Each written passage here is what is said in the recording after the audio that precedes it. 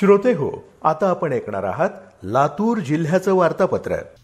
लातूर जिल्ह्यात अवकाळी पाऊस, वीज पडून 3 जणांचा मृत्यू. जिल्हा वार्षिक योजनेसाठीच्या 449 कोटी रुपयांच्या अंतिम आराखड्याला मंजुरी आणि औसा तालुक्यातल्या विविध विकास कामांचं लोकार्पण. या आणि इतर घडामोडींबाबत आमचे वार्ताहर अरुण समुद्रे यांनी पाठवलेली ही माहिती.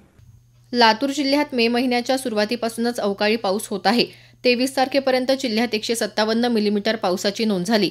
या पावसामुळे जिल्ह्यातल्या रेणा आणि मांजरा नदीला चांगलं पाणी आलं असून या नद्यांवरच्या बॅरेजेसमध्ये देखील पाणी साठलं आहे. रेणा नदीवरच्या 3 बॅरेजेसमधलं पाणी नदीपात्रात सोडावं लागल्यानं प्रशासनानं नदीकाठावर राहणाऱ्या नागरिकांना सावधानतेचा इशारा दिला आहे. या अवकाळी पावसात वीज पडून जिल्ह्यात 3 जणांचा मृत्यू झाला तर 95 जनावरं दगावली. महाराष्ट्र दिन जिल्ह्यात उत्साहात विविध कार्यक्रमांनी साजरा झाला.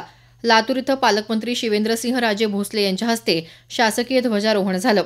सांस्कृतिक, वाणिज्य, शिक्षण, आरोग्य आदी क्षेत्रात लातूर जिल्ह्यानं भरारी घेतली असून दळणवळण सुविधा वाढवण्यासाठी लातूरच्या विमानतळ विकास कामाला गती दिली जाणार असल्याचं त्यांनी सांगितलं. लातूर शहराला अनेक दिवसांपासून नळाद्वारे अशुद्ध पाणी येत होतं. त्याबद्दल नागरिकांच्या तक्रारींची दखल घेत पालकमंत्र्यांनी महापालिकेच्या हरंगुळ इथल्या जलशुद्धीकरण केंद्राची पाहणी केली. यावेळी त्यांनी महापालिका अधिकाऱ्यांना योग्य त्या सूचना देऊन नागरिकांना स्वच्छ पाणी देण्याचे निर्देश दिले.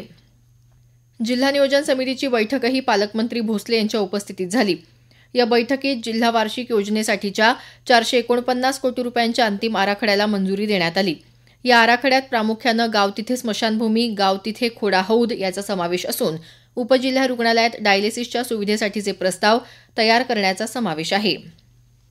मुख्यमंत्र्यांच्या 100 दिवसांची कार्यालयीन सुधारणा विशेष मोहिमेअंतर्गत राज्य पातळीवर लातूर जिल्ह्यातल्या जिल्हा माहिती अधिकारी कार्यालयानं प्रथम तर उपायुक्त पशुसंवर्धन विभाग, कार्यकारी अभियंता सार्वजनिक बांधकाम विभाग, अधीक्षक जिल्हा मध्यवर्ती कारागृह यांनी दुसरा क्रमांक मिळवला आहे.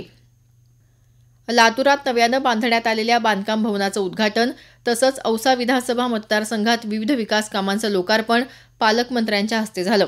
यामध्ये औसा इथल्या गोपाळपूरच्या श्री ज्ञानेश्वर महाराज मंदिराच्या विकास कामासाठी 5 कोटीच्या कामाचं भूमिपूजन, औसा इथं उभारण्यात येत असलेल्या 100 खाटांच्या उपजिल्हा रुग्णालयाचं भूमिपूजन, कासार शिरसी इथल्या विविध विकास कामांचं लोकार्पण, जलजीवन मिशन अंतर्गत पाणीपुरवठा योजनेची सुरुवात आदी कामांचा समावेश आहे.